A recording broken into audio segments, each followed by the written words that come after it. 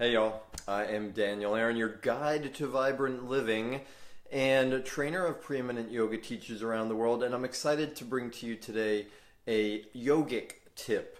And I'm sure for a lot of us, as soon as we hear most challenging practice, we think of handstand or putting our foot behind our head, and this is something different. And one avenue into this is The Cat in the Hat. Y'all remember that book, Dr. Seuss, whose birthday was just a couple weeks ago. And in The Cat in the Hat, the story is these two kids are bored in their home and it's a snow day, and suddenly this cat with a big hat shows up and he's a lot of fun. One of the things he does though is plays and makes a mess. And when we play, sometimes we make a mess. The kind of mess he made was a stain.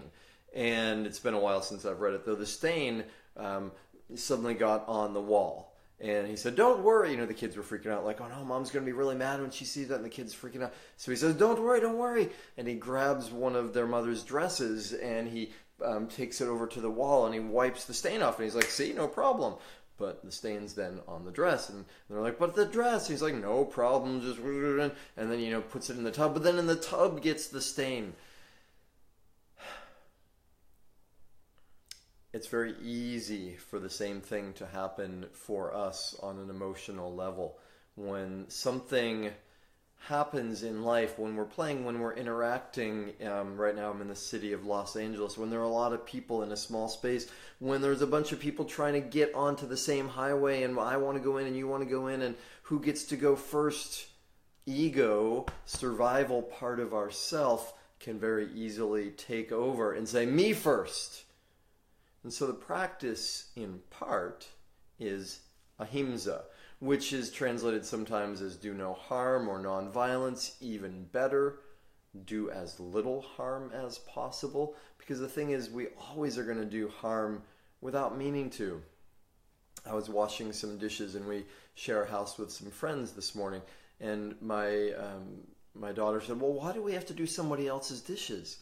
And I said, well, we don't, and it's great if we do, because sometimes we forget our dishes and sometimes they're just extra dishes, and it's useful for us to give a little bit more, to care a little bit more.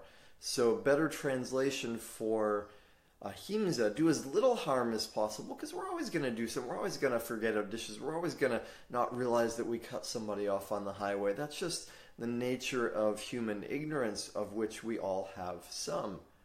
Another upgrade to ahimsa translation is do as much good, do as much positivity as possible. Love as much as you can. And why I say ahimsa is part of it, my evolution in yoga and the most challenging practice is ahimsa together with satya. Satya means truth or honesty or authenticity. And that means, yes, do as much good as you can, love as much as you can, and at the same time be honest. So it's not Pollyanna. It's not just give. It's not just, be kind if that means you're lying. At the same time, it's not be brutally honest if that means you're not being kind. And I'll tell you, my experience in life is that's way more challenging than putting my foot behind my head or standing on my hands or any of that. Not to diminish the challenge of those items. They are challenging and they have their place and their importance. In fact, perhaps they are training for the ultimate challenge of how do we really care for each other on this planet. And ahimsa and proactive loving, this is what Jesus meant when he said, turn the other cheek. It's so challenging when somebody comes at you with some kind of negativity or anger. That's the spot, right? The spot, the dirt that the cat put on the wall gets onto our face. We want to put it out there. And if we can instead somehow sublimate it, transform it, and give back love, or turn the other cheek to say, I'm not going to respond in kind. That's the only way that we're going to turn this world around. Handstands count, they're cool, and they might be the ultimate training for us in this sort of loving. All right, y'all, that's a brief one for today. I'm sticking with it, doing brief Facebook Lives. And I'm going to share a little bit more with you about our mentorship membership, the virtual Sangha. If you don't know, the word Sangha is another word for community or gathering of people in the name of truth. Satsang is the specific instance of when we get together. And I'm so grateful for the community that's building and this opportunity to serve people like you in a whole new way where we can connect like this live. We also do live coaching calls that are extended where we can really dig into. It's one thing to know these principles, it's another to apply them in our lives and to figure out how we do it when it's not so obvious or when there are challenges, or to take what we know and get ourselves to do it, to actually get ourselves on the mat or on the meditation cushion or back to the conversation with the person in our life that where there's some difficulty. And as much as I love helping people with the physical aspect of this movement and nutrition and vitality and radical awesome health, really what's even more exciting for me, and I think what's oftentimes most valuable for the people I work with, it's their own internal emotional sense, the meaning that they're having in their life, and what's happening in relationships, because it's so easy for this to happen, whether it's on the highway, in the kitchen, in the bedroom, to be able to create this kind of harmony, beauty, love.